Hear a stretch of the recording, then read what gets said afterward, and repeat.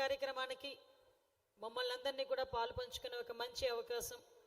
అతి ముఖ్యంగా భద్రత విషయంలో ఈ గవర్నమెంట్ రాజీ లేకుండా పనిచేస్తుంది అని ఏదో నోటి మాటలు చెప్పడం కాకుండా, ఏదో కాకి లెక్కలు చెప్పడం కాకుండా, విజిబుల్గా మీ అందరికీ కూడా విత్ ప్రూఫ్తో ఏ రకంగా టెక్నాలజికల్గా మేము పనిచేస్తున్నాం, ఏ రకంగా పోలీసింగ్ అనేది వ్యవహరిస్తూ ఉంది, ఏ రకంగా భద్రత విషయంలో మేమందరం కూడా పనిచేస్తున్నాం చెప్పడమే కాకుండా లోకల్ సపోర్ట్ తీసుకొని ఆ లోకల్ సపోర్టర్స్తో ఈరోజు సురక్ష అనే కార్యక్రమానికి శ్రీకారం చుట్టడమే కాకుండా ఈరోజు విజయవాడ పోలీసులు చేస్తున్న ఒక మంచి కార్యక్రమాన్ని ఇక్కడ ప్రారంభించడానికి మమ్మల్ని అందరినీ ఆహ్వానించినందుకు ప్రత్యేకంగా ఇక్కడ టీం అందరికీ కూడా నేను ధన్యవాదాలు, నమస్కారాలు తెలియజేసుకుంటున్నా. ఈరోజు ఈ కార్యక్రమానికి పెద్దలు గౌరవనీయులు ఇందాకే చెప్పారు, 89 బ్యాచ్ అయినప్పటికీ కూడా ఇప్పుడు ఉన్న పోలీస్ ఆఫీసర్లతో సైతం పరిగెడుతూ టెక్నాలజికల్గా కూడా ఇంకా ఇన్నోవేటివ్ థాట్స్ని వాళ్ళకి షేర్ చేస్తూ ఈరోజు కూడా డీజీపీగా ఒక మంచి పేరు తెచ్చుకున్న ద్వారకా తిరుమలరావు గారికి నేను ప్రత్యేకంగా ధన్యవాదాలు, నమస్కారాలు తెలియజేస్తున్నా. అదేవిధంగా ఈరోజు ఈ కార్యక్రమానికి ముఖ్య అతిథిగా విచ్చేసిన నన్ను ఎంతో ఆప్యాయంగా పిలిచే, చెల్లి అని పిలిచే అన్న శివనాథ్ అన్న, చిన్న అన్న గారికి నేను ప్రత్యేకంగా ఇంకో విషయం కూడా చెప్పాలి. ఎందుకంటే విజయవాడలో ఇందాక ఒక మాట చెప్పారు, 7 ఎమ్మెల్యేలు ఒకే ప్లాట్ఫామ్ మీదకి రావటం అనేది అక్కడే అర్థమవుతుంది ప్రజాప్రతినిధులుగా మా అందరికీ కూడా ప్రజల భద్రత పట్ల ఎంత అంకిత భావం ఉన్నది. ఎంత టైం అయినా నాకు తెలిసి 7 ఒక వేదిక మీద ఉండడం ఒక ఎత్తు అయితే ఇంత టైం కూడా స్పెండ్ చేయడం కూడా ఒక ఎత్తు.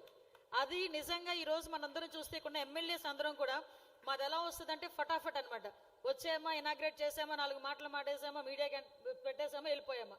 కానీ ఈరోజు నేను అబ్జర్వ్ చేస్తున్నా, ఏ ఒక్క ఎమ్మెల్యే కూడా మాట్లాడేటప్పుడు కూడా నేను అమ్మాయిని కూడా అన్నా, అమ్మ మాట్లాడేయండి అంటే మేడం టైం ఏం ప్రాబ్లం లేదు మాట్లాడేయండి అన్న. అంటే ఒక అంకిత భావంతో ప్రజల భద్రత ముఖ్యంగా మేము ముందు ఉంటాం ప్రజల భద్రత విషయంలో అని చెప్పడానికి 7 ఎమ్మెల్యేలు కూడా ఈరోజు వేదిక మీదకి వచ్చారు. దాంట్లోని మన ఎంపీ గారు శివనాథ్ చిన్నాన్న గారికి, అదేవిధంగా మా అన్న బొండ ఉమామేశ్వరరావు గారికి, పెద్దలు గౌరవనీయులు ఎమ్మెల్యే గారు గద్దె రామ్మోహన్ రావు గారికి, అదేవిధంగా శ్రీరామ్ చింతాతయ్య గారికి, సోదరి సౌమ్య గారికి, అదేవిధంగా ఈరోజు అతి ముఖ్యంగా ఈ కార్యక్రమానికి కర్త కర్మ క్రియ. ఇందాక మా అన్న అంటున్నారనమాట, ఈ పోలీస్ డిపార్ట్మెంట్కి ఒక బ్రాండ్ అంబాసిడర్ చేద్దామా అని, మా రాజశేఖర్ బాబు గారిని ప్రత్యేకంగా రాజశేఖర్ బాబు గారిని నేను మాటల రూపంలో కాదండి కంపల్సరీగా ప్రశంసించాల్సిన అవసరం ఉంది.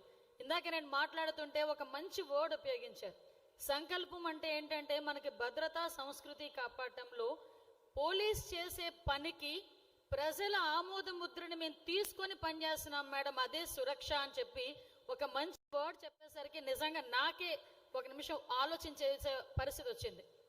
అంటే పోలీస్ అనేసరికి చాలా మందికి ఉండే ఒకే ఒక అపోహ ఏంటంటే వాళ్ళు కటువుగా ఉంటారు, వెళ్తే గసురుతారు, అమ్మో పోలీస్ అంటే కాకి చొక్క చూడగానే కొంచెం భయపడే పరిస్థితి నుంచి ఈరోజు ఫ్రెండ్లీ పోలీస్కి రావటమే కాకుండా ఈరోజు ప్రజల భద్రత విషయంలో వాళ్ళ దగ్గరికి వెళ్ళడమే కాకుండా వాళ్ళతో తిరిగి పని చేయించే పరిస్థితి ఈరోజు పోలీసింగ్కి వచ్చిందంటే అది నిజంగా పెద్ద అచీవ్మెంట్ అని చెప్పాలి. అది చిన్న టాస్క్ ఏం కాదు, చాలా వెనకాతల వాళ్ళు పడ్డారు. అంటే సిపి రాజశేఖర్ బాబు గారితో పాటు ఈరోజు గౌతమి శాలి నేను చాలా సందర్భాల్లో చూస్తూ ఉంటాను తన్ని. నేను దుర్గాగుడి ప్రోగ్రామ్స్ జరిగేటప్పుడు కానీ, నవరాత్రులు జరిగేటప్పుడు కానీ, ఈవెన్ బుడమేరు ఇష్యూ జరిగినప్పుడు కానీ తను ఏ టైంలో వెళ్ళినా ఆ టైంలో నా కమాండ్ కంట్రోల్ రూమ్లో కనిపించేది. తను అమ్మ ఇంటికి వెళ్ళలేదా అంటే మేడం పర్లేదు మేడం ఇది అయిపోయిన తర్వాత వెళ్తాను మేడం అంటే కమిట్మెంట్. అదేవిధంగా మనకి వీళ్ళందరూ ఉన్నారు, మహేంద్ర రాజు గారు డీసీపీ రూరల్, అదేవిధంగా రెడ్డి డీసీపీ క్రైమ్, అదేవిధంగా మనీషా ఐపీఎస్ ట్రైనింగ్, అదేవిధంగా మన కృష్ణమూర్తి నాయుడు గారు డీసీపీ ట్రాఫిక్. వీళ్ళందరూ కూడా వెనకాతల ఎంత సపోర్టివ్గా వర్క్ చేశారంటే టీం వర్క్కి మనందరం కూడా కంపల్సరీగా అప్రిషియేట్ చేయాల్సిన అవసరం ఉంది. ఎందుకు పర్టికులర్గా ఈ మాట చెప్తున్నా, ముఖ్యంగా ఇంత టైం కూడా ప్రత్యేకంగా మాకు కూడా బాధ్యత ఉంది, ఈ బాధ్యతలో మేము కూడా పాలు పంచుకుంటామని చెప్పిన మా పత్రికా విలేకరుల సోదరులకు కూడా ప్రత్యేకంగా నేను ధన్యవాదాలు తెలియజేసుకుంటా. ఎందుకంటే మీ టైము మా టైము కోఇన్సిడెన్స్ అవుతూనే ఉంటుంది ఎప్పుడు కూడా. మీరంతా పరిగెడతారో మీ వెనకాతలు మేమంతే పరిగెడతా ఉంటాం. కాబట్టి ఇంత టైం వెచ్చించినందుకు ప్రత్యేకంగా మీకు ఈ సమాజం మీద ఉన్న బాధ్యతతో ఈరోజు పోలీస్ డిపార్ట్మెంట్ చేసే పనికి మేమందరం సహాయ సహకారాలు అందిస్తామని చెప్పి ఈ 1000 సీసీ కెమెరాలు డొనేషన్ చేసిన మా రాజు గారు ఇంకా చాలా మంది ఉన్నారు, వాళ్ళందరికీ కూడా నేను ప్రతి పాదాభివందనం చేస్తున్నా. ఎందుకు ఈ మాట మాట్లాడుతున్నానంటే, ఈరోజు లాస్ట్ 5 years కూడా చూసుకుంటే అన్ని వ్యవస్థలు కూడా భ్రష్టు పట్టాయి.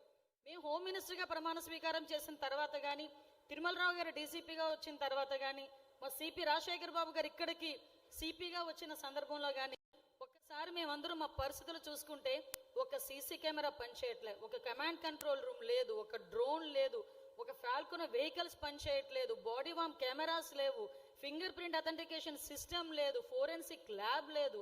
అసలు ఏం చేయాలో అర్థం కాని పరిస్థితి నుంచి వాళ్ళకి వాళ్ళు మోటివేట్ అయ్యి, ఎందుకంటే ప్రతి ఒక్క పోలీస్కి కూడా పోలీస్ అవ్వాలని ఒక చిన్న ప్యాషన్ ఉంటుంది.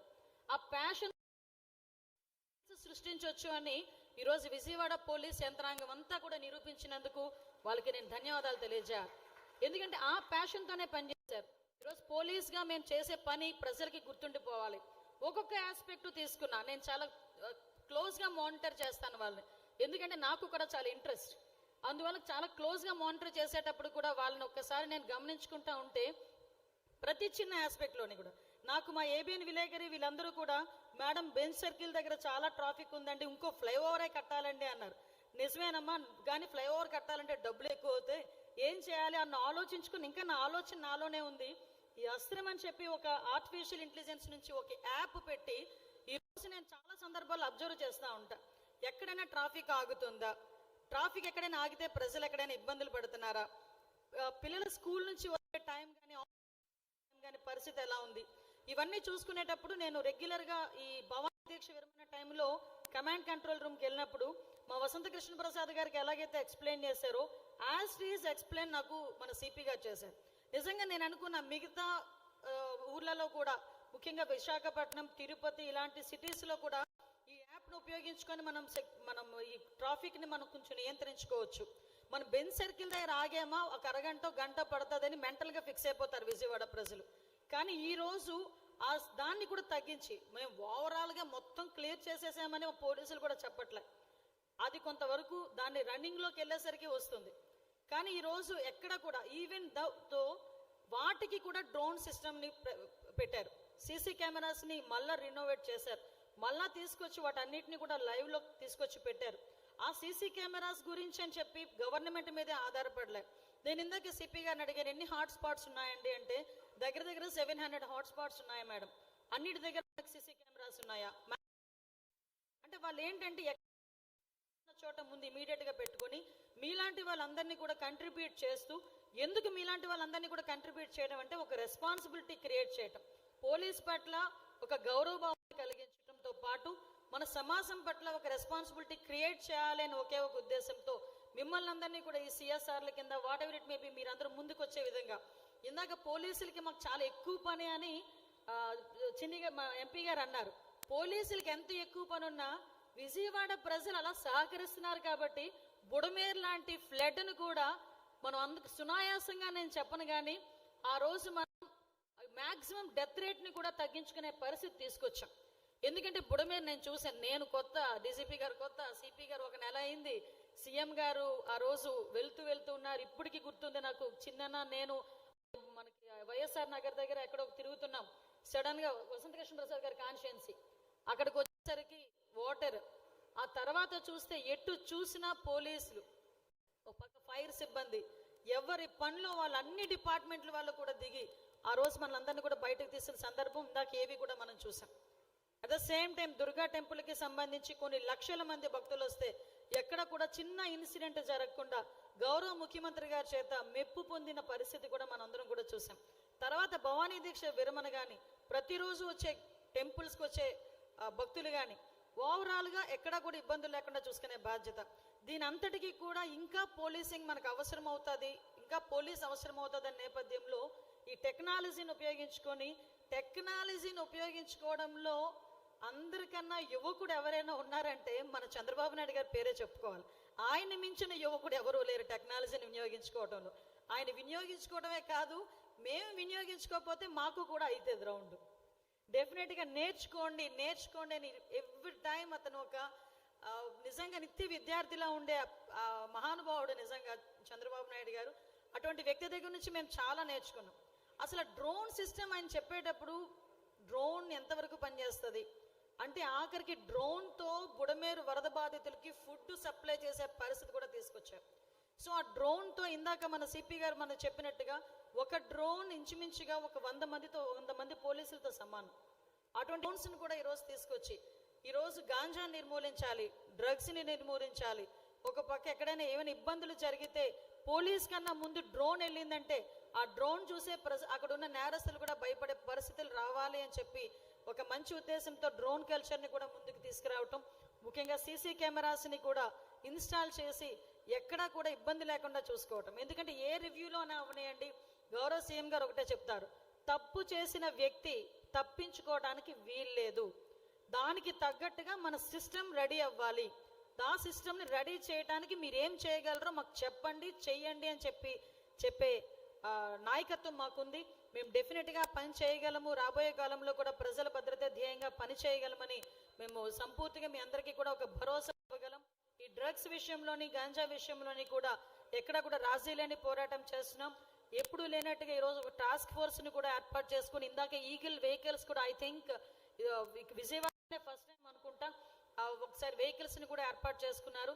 నేను చెప్పేది ఒకటే, మన ప్రజాప్రతినిధులు అందరూ ఉన్నారు, ప్రజాప్రతినిధులందరికీ కూడా నా తరపున ఒక విన్నపం, మనం ఏ ప్రోగ్రామ్కైనా ఒక ఫ్లెక్సీలను ఏర్పాటు చేసుకుంటున్నాం, గవర్నమెంట్ ఫ్లెక్సీలైనా ప్రైవేట్ ఫ్లెక్సీలైనా, ఆ ఫ్లెక్సీల్లో కంపల్సరీగా అత్యవసర సేవల నిమిత్తం 112, 1930, 1972 ఈ టోల్ ఫ్రీ నెంబర్స్ని కూడా కంపల్సరీగా ఫ్లెక్సీస్ మీద వేసుకుని ప్రతి చోట కూడా ఆ అవేర్నెస్ కూడా మనం ఇవ్వగలిగితే డెఫినెట్గా జనాల్లో నా సైబర్ క్రైమ్కి సంబంధించి గాంజాకి సంబంధించి ఎవరైనా ఇన్ఫర్మేషన్ ఇవ్వాలనుకుంటే డెఫినెట్గా ఇస్తారనే ఒక నమ్మకంతో మిమ్మల్ని అందరినీ కూడా విజ్ఞప్తి చేస్తున్నా. ఒక మంచి కార్యక్రమానికి మమ్మల్ని అందరినీ ఆహ్వానించడమే కాదు, మాకు కూడా సమాజం పట్ల భద్రత భరోసా విషయంలో, సంస్కృతి భద్రత విషయంలో మేమందరం కూడా ఒక మంచి పాల్పంచుకునే అవకాశం, అదేవిధంగా దీన్ని రోల్ మోడల్గా తీసుకొని రాష్ట్రం మొత్తం కూడా ఇంప్లిమెంట్ చేయడానికి ఒక అవకాశం ఇచ్చినందుకు ప్రత్యేకంగా సిటీ పోలీస్, మన విజయవాడ కమిషనరేట్లో ఉన్న పోలీస్ డిపార్ట్మెంట్కి, ఎస్పెషల్లీ రాజశేఖర్ బాబు గారికి, వెనకాతలుండి నడిపించిన మా తిరుమలరావు గారికి, డీజీపీ తిరుమలరావు గారికి, మా ప్రజాప్రతినిధులను కూడా బ్యాక్ అండ్ స్క్రీన్లో వాళ్ళు ఉండి ముందుకు నడిపించారు. అందరికీ కూడా పేరు పేరున మరొకసారి ధన్యవాదాలు, నమస్కారాలు తెలియజేసుకుంటూ జై హింద్, జై జన్మభూమి.